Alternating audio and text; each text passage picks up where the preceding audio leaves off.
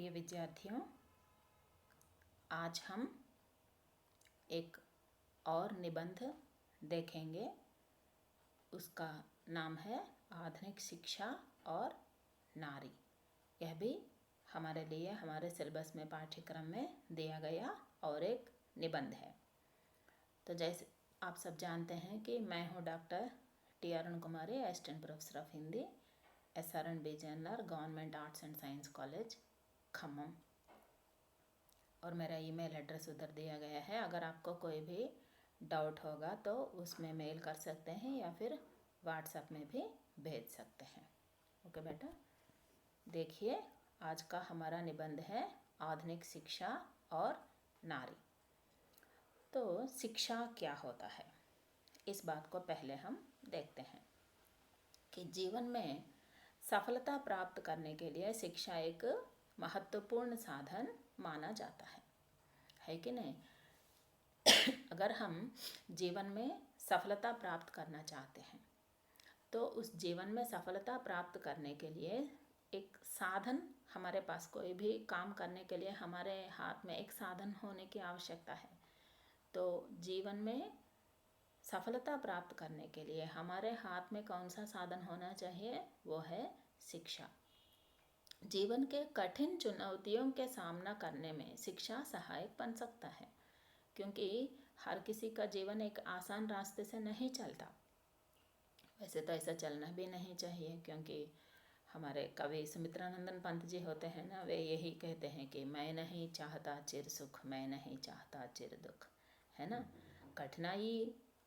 कठिनाई जब हमारे सामने आती है तभी हमारा ज्ञान और शक्ति का विकास होता है कि उनका सामना कैसे करें, है ना।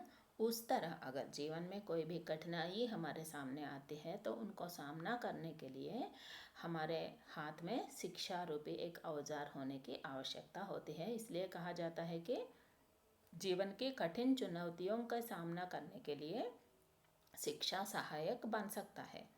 शिक्षण प्रक्रिया के दौरान प्राप्त किया ज्ञान हर व्यक्ति को आत्मनिर्भर बनाता है ना। जब हम किसी भी प्रकार की शिक्षा हमारे हाथ में है तो हम क्या हो सकते हैं कि हम आत्मनिर्भर बन सकते हैं किसी भी समय। जैसे कि हम अनुवाद में भी देख चुके थे, एक वाक्य है, विद्वान का आदर सर्वत्र होता है ना। जब हमारे हाथ में शिक्षा है तो इसका मतलब है हमारे हाथ में थोड़ा बहुत ज्ञान है। इस ज्ञान को लेकर हम कहीं भी जा सकते हैं, हर प्रकार की चुनौतियों का सामना भी हम कर सकते हैं। सबसे पहले क्या है कि हम आत्मनिर्भर बन सकते हैं, है ना। तो अब देखिए भारतीय समाज में हमारा टाइटल क्या था, शीर्षक क्या था हमारा, आधुनिक शिक्षा और नारी।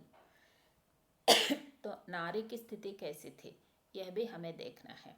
भारतीय समाज में नारी को हर दृष्टि से पूज्य एवं शक्ति स्वरूपा मानते हैं। माँ का रूप दिया जाता है नारी को। वो छोटी बच्ची से लेकर बड़े कोई भी हो, नारी को, नदी को, देश को, पूरी हम क्या कहते हैं, भारत माता, है ना, माँ का रूप दिया जाता है। इसलिए नारी को हम हमारे समाज में क्या समझते हैं कि वह पूज्य है, उसकी निंदा नहीं करनी चाहिए, उसका अपमानित नहीं करना चाहिए। ये हमें सिखाया जाता है बचपन से। इसलिए सबसे पहले हम जो शिक्षा प्राप्त करते हैं उसका एकमात्र वाक्य क्या है, पहला वाक्य क्या है कि मातृदेवो भव, कि माता की विशेषता इतनी बड़ी होती है। माता भी नारी ही है, इसलिए सब नारियों को एक समान देखने की भी सूचना हमें दी जाती है। तो हमारे भारतीय समाज में क्या है कि नारी को एक पूज्या के रूप में और एक शक्ति स्वरूपा के रूप में मानते आए हैं। तो वैदिक काल तथा उपनिषद काल में नारी शिक्षा पूर्ण विकास पर था। ये बात हमें बहुत ध्यानपूर्वक सुनना चाहिए। सब लोग एक ही बात कहते हैं कि वेदों के लिए, वेदों में ऐसा कहा गया था इसलिए अब तक हमारा नाश होता गया। अब पहले हमें वेदों को पढ़ना चाहिए, जब पढ़ेंगे तभी पता चलेगा कि उसमें ऐसा है। किसी ने कह दिया तो हम कैसे सुन लेंगे, कैसे मानेंगे हम, है कि नहीं। जब आप लैबोरेटरी में जाते हैं तो किसी ने वो प्रयोग कर दिया होगा, फिर आप क्यों कर रहे हैं, है ना। अगर कोई जीव है तो उसको आप काट छाट के देखते हैं उसके अंदर व्यवस्था कैसी है, ये व्यवस्था, नाड़ी व्यवस्था कैसी है, ये व्यवस्था कैसी है, क्यों देख रहे हैं कि उसको आप अपने आँखों से देखें और अपने ज्ञान से आप समझें, है ना। उसी प्रकार वेदों को भी आप पढ़िए। पढ़ने के बाद आप माने हम पढ़ें, पढ़ने के बाद हम उन पर विचार करें या उन पर कोई अपना वक्तव्य प्रकट करें। तो वेदों और उपनिषद काल में क्या था कि नारी शिक्षा पूर्ण विकास पर ही चलती थी। उच्च शिक्षा के लिए पुरुषों की भांति स्त्रियां भी अध्ययन करती थी। वहाँ पर कहाँ, वेदों के काल में भी नारी शिक्षा का बहुत सारा विकास हुआ करता था। वहाँ पर क्या था, उच्च शिक्षा के लिए जिस तरह पुरुष जाते थे उसी तरह स्त्री भी जाती थी उच्च शिक्षा पाने के लिए। तो इनमें गार्गी, रोमशा, लोपामुद्रा, घोषा, इंद्राणी आदि उस प्राचीन काल की बहुत बड़ी विदुषी हैं, है ना। विद्वान पुल्लिंग है तो विदुषी स्त्रीलिंग। माने उस समय वेदों के काल में, उपनिषदों के काल में हमारे पास बहुत सारी विदुषी हैं, नारी विद्वान विदुषी हैं। जैसे नाम फिर से एक बार सुनिए, गार्गी है, रोमशा है, लोपामुद्रा है, घोषा है, इंद्राणी है। इन सब के नाम हम आदर के साथ ले सकते हैं कि ये सब जो हैं विदुषी नारी हैं उपनिषद काल में, माने वेदों के काल में, है ना। तो आवश्यकता पड़ने पर ये कोई पुस्तकीय ज्ञान या रटने वाले ज्ञान मात्र तक नारी को सीमित नहीं किया गया है। आवश्यकता पड़ने पर नारियों को सैनिक शिक्षा भी दी जाती थी। ये भी हम अपने देश के विरासत के रूप में ही देख सकते हैं। अब कितनी भी रानियों को देखिए, कितनी भी महिला सैनिक को भी देखिए, वे सब किसी महारानी के अंगरक्षक भी रहे हैं और पूरे अंतःपुर जो है, माने जहाँ पर महिलाओं का रहन सहन होता था वहाँ का पूरा अधिकार या जैसे आप सुरक्षा, सिक्योरिटी सिस्टम जिसको कहें, वो पूरी सुरक्षा का विभाग जो है वो महिलाओं के हाथों में ही रहता था। माने आवश्यकता पड़ने पर नारियों को सैनिक शिक्षा भी दी जाती थी। ये भी बात हमें देखना चाहिए कि शिक्षा के अलग अलग मुँह होते हैं, है ना। अलग अलग विभिन्न विभिन्न क्षेत्रों पर हम शिक्षा सीखते रहते हैं। इस तरह हम प्राचीन काल से देखते आए हैं। तो विभिन्न स्तरों पर एवं विभिन्न विषयों पर नारी को शिक्षा प्रदान किया जाता था। इसी तरह इनके साथ साथ, मैंने जब तक हम जो पढ़े थे, इनके साथ साथ नारियों को विशेष रूप से ललित कला, संगीत, नृत्य आदि की भी शिक्षा दी जाती थी। मैंने कभी कभी इन सब की सैनिक शिक्षा या फिर वेदों की शिक्षा, उपनिषदों की शिक्षा, इनके साथ साथ नारी को विशेष रूप से, क्योंकि उसकी शारीरिक स्थिति को थोड़ी बहुत दृष्टि में रखते हुए कभी कभी कोई अबला भी हो सकती है ना, कुछ विशेष परिस्थितियों के कारण उस समय में भी उसको कोई तकलीफ ना हो, इसलिए उसको ललित कलाओं की ओर और संगीत एवं नृत्य आदि शिक्षा भी दी जाती थी। ये शिक्षा पुरुष भी प्राप्त करते थे, उनके साथ साथ नारी भी प्राप्त करते थे। विशेष रूप से नारी के लिए ऐसी शिक्षाएं दी जाती थी जैसे कि ललित कला है, संगीत है, नृत्य है, इनकी शिक्षा नारी को दी जाती थी। और जब प्राचीन काल हुआ उसके बाद का काल बौद्ध काल। बौद्ध काल में संघ में कुछ विदुषी नारियों का होना भी पाया जाता है। देखिए, बौद्ध आश्रमों में, चैत्यों में कभी कभी नारी वर्जित होती थी, लेकिन फिर भी कुछ विदुषी नारियां हैं उधर। बौद्ध काल में भी विदुषी नारियों का होना पाया जाता है ना। और कालक्रमानुसार नारी के लिए समस्त गृह कार्यों की शिक्षा पर बल दिया गया है, क्योंकि बेटा जब भी देश, काल या वातावरण एक ही तरह नहीं होता। कोई उस जमाने में कुछ संप्रदाय, रीति रिवाज चलते थे, उसके बाद जब काल बदलता आता है, युग बदलता आता है, तो युग में परिवर्तन होते जाते हैं। उन परिवर्तनों के अनुरूप क्योंकि हम सब मानव हैं, है ना। इनके अनुरूप, उन परिवर्तनों के अनुरूप हम अपने आप को बदलते रहते हैं। उस तरह बदलाव जो भी आए हैं, उन बदलावों के माध्यम से, उन बदलावों के अनुसार नारी को समस्त गृह कार्यों की शिक्षा पर बल दिया गया है। क्योंकि जब नारी को गृह में रहकर, देखिए बेटा, बाहर जाना, एक आध घंटा इधर उधर करना, ये सब करना तो बहुत आसान बात होता है। गृह में रहकर गृह कार्यों को संभालना बहुत मुश्किल काम है। अगर आप में से में आजकल तो लड़कियों को भी कह सकते हैं, आज ये इस कोरोना के समय में आप देखिए, घर में हम एक आध घंटे 2-3 महीने रह नहीं पा रहे हैं, तो औरतें देखिए जमानों से, सालों से ऐसे ही रहती हैं। कैसा संभव होता है उनके लिए कि उनको जो शिक्षा दिया गया है वो है गृह कार्यों की शिक्षा।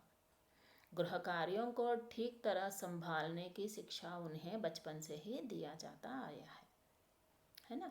वे उसमें निपुण बन जाते हैं। उसी तरह जो भी शिक्षा हमें दिया जाता है, हम उसका रोज़ रोज़ रोज़ उसको अमल में लाएंगे तो हम उसमें कुशल बन जाते हैं। उसी तरह पशुपालन, धार्मिक रीतियों का पालन आदि भी गृह कार्यों में मिश्रित किए गए हैं, जोड़ते आए हैं उनको भी। कि पशु के बगैर तो किसी किसान का घर चलता ही नहीं, है ना। हम कोई शहरों में रहने वालों के बारे में ही नहीं सोचे, ग्रामीण जनता भी हमारी ही जनता है ना। वहाँ पर भी नारी रहती हैं। उनके लिए क्या किया, पशुपालन का और धार्मिक रीतियों का पालन करना भी नारी का ही कर्तव्य है। क्योंकि कभी हम कहीं जाते हैं, अगर कोई काम ठीक तरह से नहीं करते तो कहा जाता है ना, क्यों आपके वंश में यही आचार है, माँ ने सिखाया नहीं आपको, ऐसे ही पूछते हैं, है ना।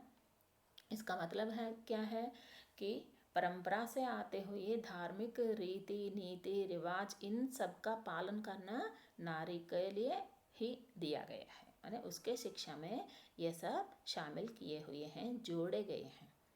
आई ना बात समझ में कि जब वेदों के काल से, जब काल क्रम ऐसा चलता आया, उस समय से क्या हुआ कि नारी को समस्त गृह कार्यों को संभालने की शिक्षा दी गई है, उस पर बल दिया गया है। और उनके साथ साथ पशुपालन की और धार्मिक रीतियों के पालन की भी शिक्षा दी गई है।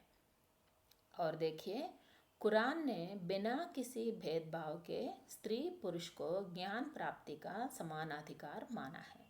अगर आप कुरान पढ़ेंगे, है ना, मुसलमानों का पवित्र ग्रंथ कुरान पढ़ेंगे, तो उसमें क्या कहा गया है कि शिक्षा देते समय नारी और पुरुष में कोई भी भेदभाव नहीं करनी चाहिए। जिस प्रकार पुरुष की शिक्षा दी जाती है, उसी प्रकार नारी को भी शिक्षा दिया जाना चाहिए। उसे किसी भी विषय में, माने स्त्री करके उसको किसी भी विषय से वंचित नहीं करना चाहिए, ऐसा कुरान में कहा गया है। और उसी तरह देखिए, ईसाई धर्म, है ना, आप सब जानते हैं ईसाई धर्म, क्रिश्चियनिटी जिसको कहते हैं, उसमें आध्यात्मिक स्तर पर स्त्री पुरुष को समान देखता है। ईसाई धर्म में भी यही कहा गया है कि स्त्री थोड़ा कम है या पुरुष थोड़ा अधिक है, ऐसा कोई किसी भी मजहब में, किसी भी धर्म में ऐसा नहीं कहा गया है।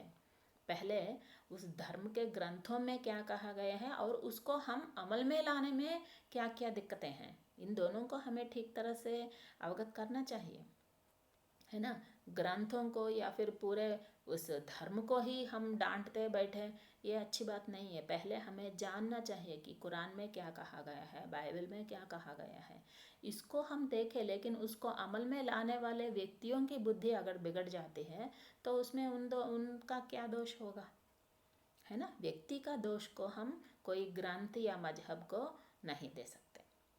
यह दोष जो है उनको अमल में लाने वाले व्यक्तियों का दोष है। तो उसे व्यक्तियों के दोष ही देखिए, उस वेद या पुराण या फिर कुरान या गीता, इनके दोष को मत देखिए। ये उसमें किसी में भी ये नहीं कहा गया कि नारी को वंचित किया जाए, नारी कोई अलग प्राणी है, नारी कोई दूसरी जाति की वस्तु है या व्यक्ति है, इसको अलग करो, ऐसा किसी में भी नहीं बताया गया है ना। ये बात समझ में आ गई ना।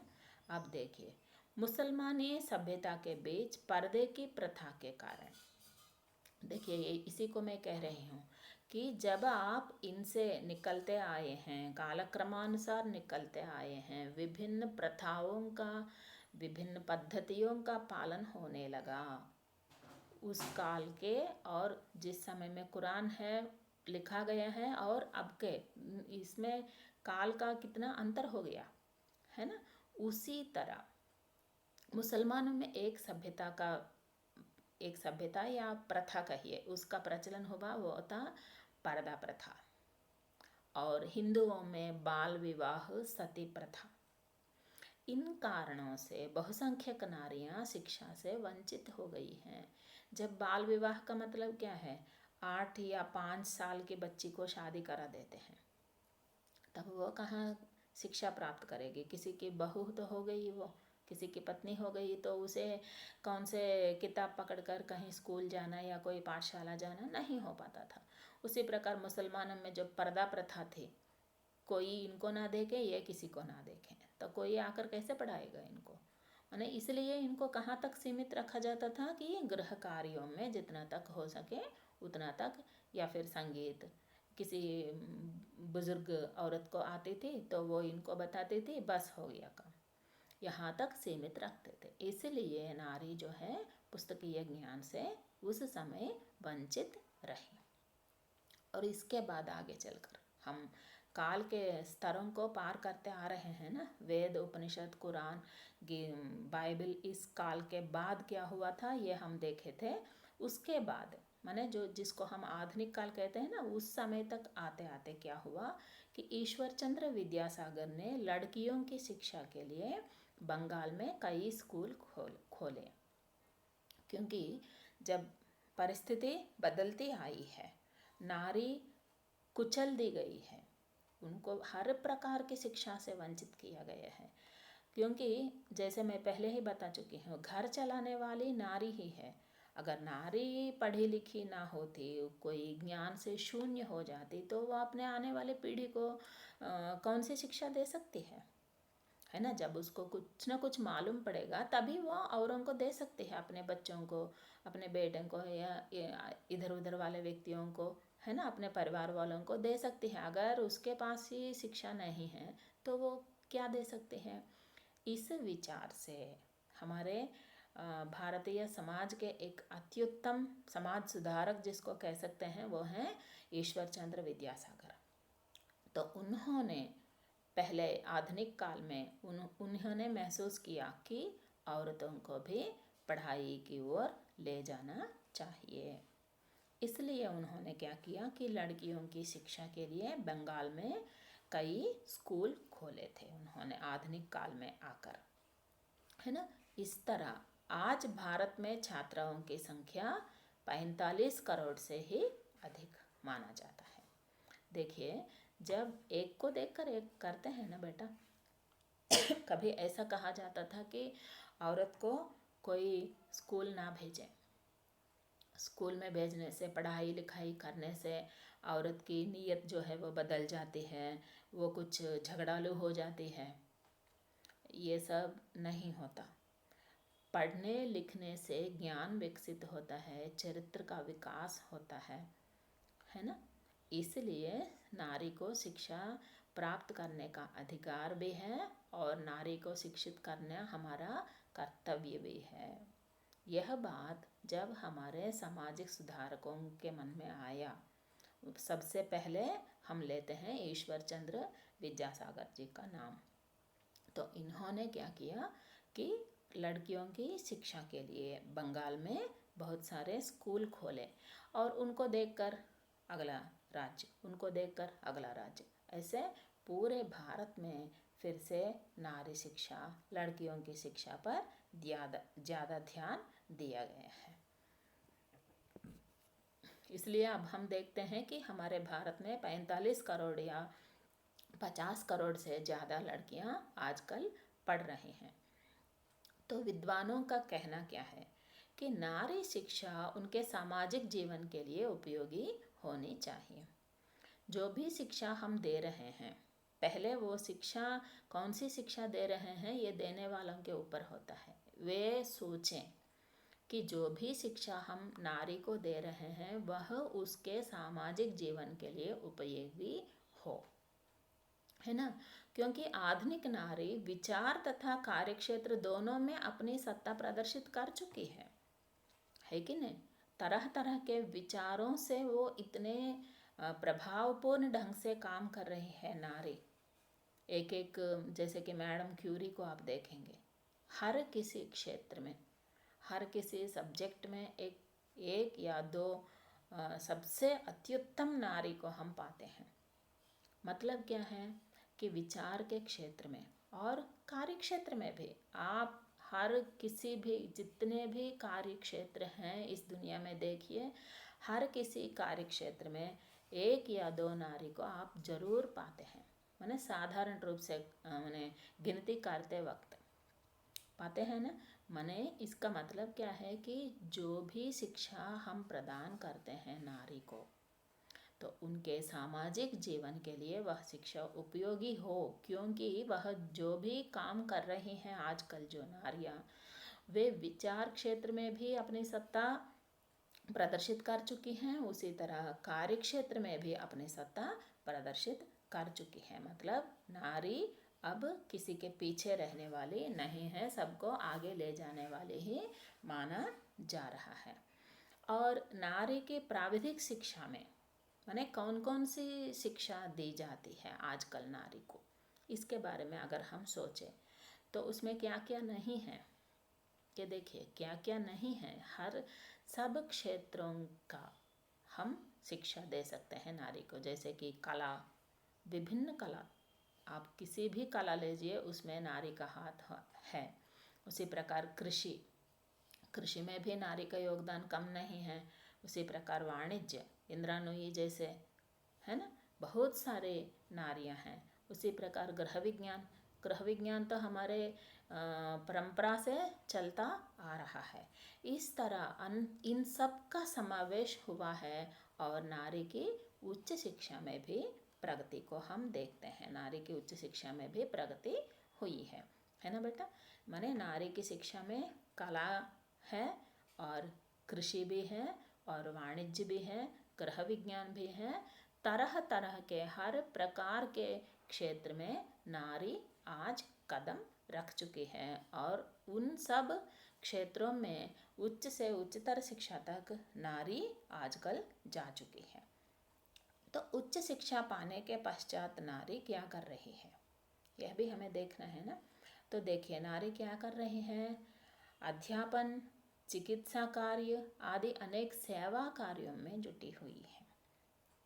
शिक्षा प्राप्त करने के बाद ये मौन या चुप अपने घर में बैठी नहीं रही नारी, तो वे भी अपने पास जो कुछ ज्ञान है वो दूसरों को देने के लिए बाहर आ रहे हैं। इनमें सबसे पहला जो क्षेत्र है वो है अध्यापन का क्षेत्र, और उसके बाद क्या है चिकित्सा का क्षेत्र, जिसको हम डॉक्टर्स, नर्सेस कुछ भी कहें आप।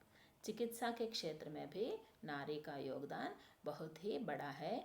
इनको हम किस क्षेत्र के अंदर देख सकते हैं कि सेवा के क्षेत्रों के अंतर्गत हम देखते हैं। अनेक प्रकार के कार्यालयों में आप देखिए, आप कोई भी कार्यालय जाइए, वहाँ न्यूनतम स्तर से लेकर उच्चतर स्तर तक नारी काम करते हुए दिखाई देते हैं। प्रधानमंत्री भी रही हैं और सफाई वाले भी रही हैं।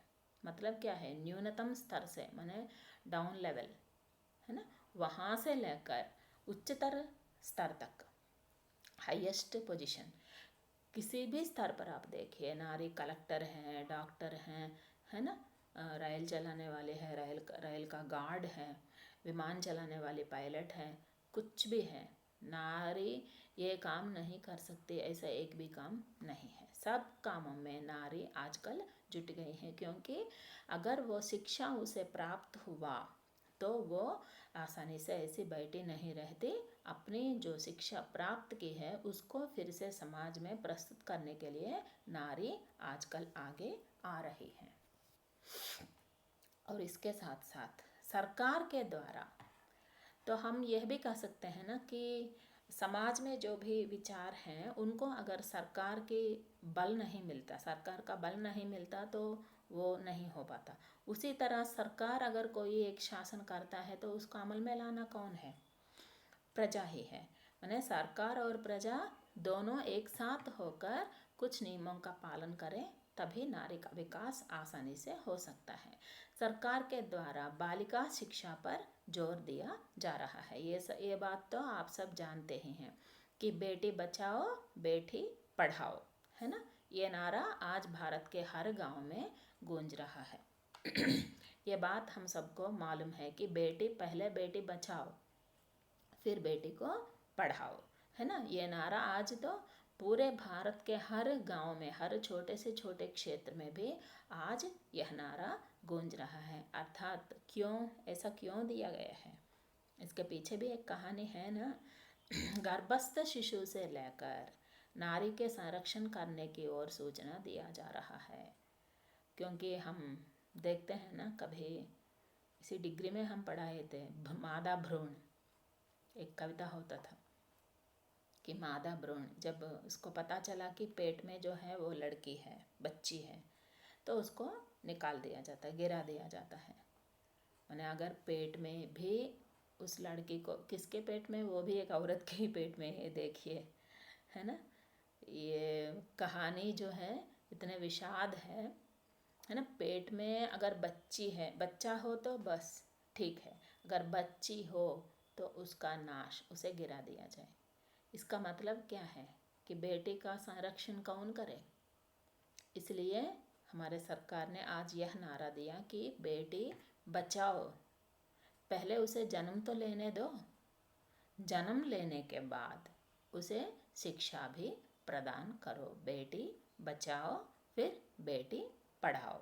यह नारा इससे क्या होगा कि नारी के संरक्षण करने की ओर सूचना दिया जा रहा है।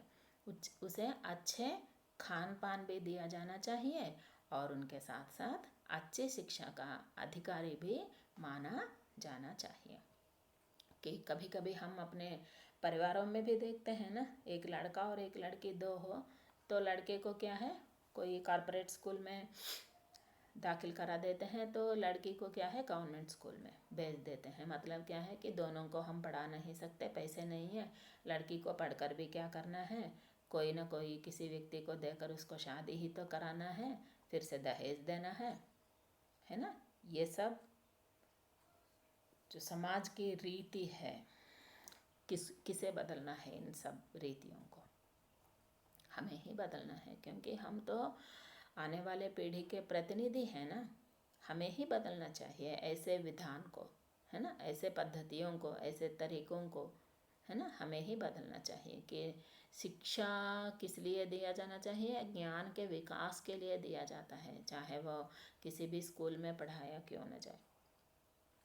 स्कूल तो थोड़ा बहुत असर करता है, लेकिन स्कूल से ज़्यादा असर करता है हमारे दिमाग। इसमें कुछ हो तो हम कहीं भी जाकर पढ़ें, है ना, तब हमारा विकास अपने आप हो सकता है। इसलिए पहले हमारा सरकार और हमारे समाज में एक ही बात को हमें व्याप्त करना है कि बेटी को पहले बचाना चाहिए, फिर उसे पढ़ाने का अधिकार भी दिया जाना चाहिए। उसे समाज में जीने का अधिकार है, उस अधिकार को हमें छीनना नहीं चाहिए, है ना। क्योंकि बेटी हो या बेटा, दोनों एक समान होते हैं। इसलिए नारी की शिक्षा के प्रति हमें उदासीन नहीं रहना चाहिए, हमें नारी की शिक्षा की ओर अग्रसर होते रहना चाहिए। ये इस निबंध के माध्यम से हम कह सकते हैं, है ना। आपको बात समझ में आई है ना। नारी की शिक्षा, आधुनिक शिक्षा से नारी का स्तर जो है वो बढ़ता ही गया है, और कभी कभी इसको इस्तेमाल करने वाले की ज्ञान और उसके स्तर पर आधारित होता है कि कभी कभी उनमें भी कोई बुरे असर डाल सकते हैं। फिर भी अगर हम अच्छी शिक्षा प्राप्त करेंगे तो हमें ऊंच नीच और अच्छाई बुराई का ज्ञान प्राप्त हो जाता है। जैसे कि नवयुवकों से कहा गया है ना कि अगर आपके पास दो रास्ते हैं, एक रास्ता अच्छाई की ओर ले जाता है तो दूसरे रास्ता बुराई की ओर ले जाता है, तो हमें किस रास्ते को अपनाना चाहिए, है ना। जब जब दो रास्ते हमारे सामने हैं तो हमें अच्छाई के रास्ते को ही अपनाना चाहिए। इसका मतलब ये नहीं कि तुम्हें शिक्षा प्राप्त हुआ तो मनमानी कर बैठे। ऐसे मनमानी करने के लिए शिक्षा नहीं दिया जाता। अगर शिक्षित व्यक्ति होगा तो मनमानी कर ही नहीं सकता, है कि नहीं बेटा।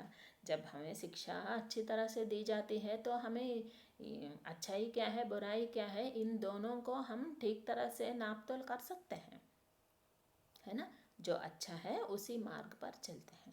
इसलिए शिक्षा हमें देना चाहिए। शिक्षा की आवश्यकता बहुत बड़ी होती है। जैसे पहले बताया गया है कि शिक्षा जो है जीवन की कठिनाइयों में, जीवन की कठिन चुनौतियों को पार करने के लिए, उनके सामना करने के लिए हमारे साथ, हमारे हाथ में बना रहा एक अच्छा औजार है, एक बहुत बड़ा महत्वपूर्ण साधन है। इसलिए ऐसे साधनों से नारी को कभी भी वंचित नहीं करना चाहिए, है ना।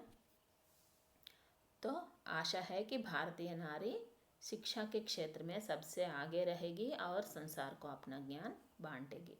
ये तो हम सबकी आशा है कि नारी, आधुनिक भारतीय नारी जो है वो अपने शिक्षा के माध्यम से सारे संसार को जगमगाएगी, है ना बेटा। जो भी शिक्षा हमारे पास है, जो भी ज्ञान हमारे पास है, उसको हम सारे संसार में बांटना चाहिए। तभी हमारे शिक्षा या ज्ञान या इसका सार्थकता माना जाता है। इसकी सार्थकता कब होती है कि जब हम, हमारे पास जो भी ज्ञान है उसे सबको बांटें, है ना। बांटने से ज्ञान कम नहीं होता और अधिक विकसित होता है। इसलिए हमें यह सूचना दी जाती है कि हम सब यही आशा करेंगे और हमारे विद्यार्थिनियों से भी यही आशा है मुझे कि आप अगर कलेक्टर बने या कुछ भी बने, कोई उच्च पद पर बने, कोई भी पद हो, पद की उच्चता या नीचता नहीं होता बेटा, हमारे व्यक्तित्व ही उस पर असर डाल सकता है। इसलिए हम शिक्षित हैं तो शिक्षितों की तरह ही हमें काम लेना चाहिए, है ना। इस तरह हम देखते हैं कि नारी शिक्षा जो है वह समाज के लिए बहुत ही आवश्यक विषय है। भारतीय नारी इस शिक्षा को प्राप्त करके सारे संसार में अपने ज्ञान को बांटेगी और सारे संसार को जगमगाएगी। ओके बेटा, ये हुआ आधुनिक शिक्षा और नारी नामक निबंध, है ना। तो आप ऐसा कीजिए कि इस निबंध को एक आध बार पढ़िए और अपने कापियों में लिखिए और इसको एक नियोजन के रूप में लिख के लेके आइए। ओके, धन्यवाद।